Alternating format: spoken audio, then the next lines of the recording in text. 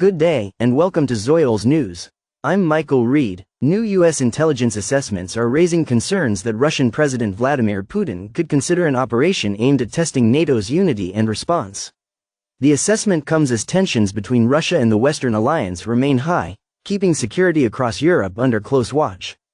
I'm Michael Reed. The news begins now. U.S. and NATO officials reportedly believe Putin could escalate against NATO if he can't find a face-saving off-ramp from the Ukraine war, with a decision window spanning now through the next few years.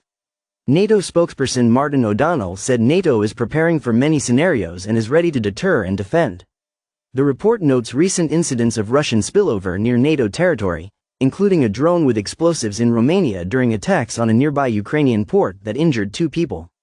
The report cites additional drone incidents, Russian drones violating Polish airspace and an explosive-laden drone found at an airport in Germany that the U.S. assessed was linked to a Russian intelligence service.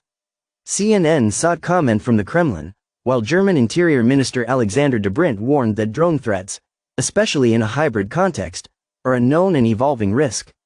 German officials described an explosives-armed drone at an airport as a new threat scenario, and Germany's National Security Council met to discuss the incident.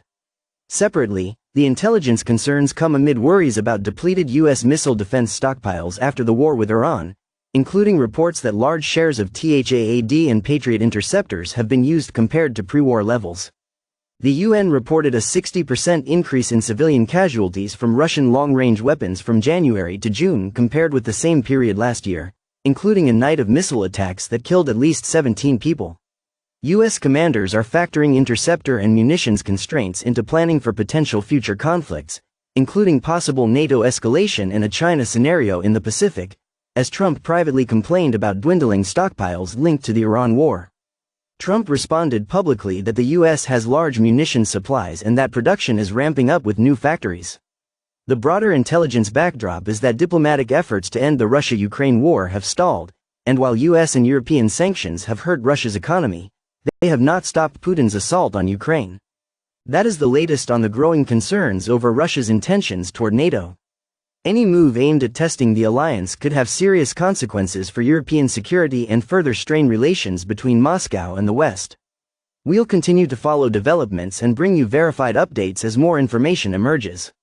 For more breaking news and in-depth coverage, stay with Zoyols News. I'm Michael Reed. Thanks for watching.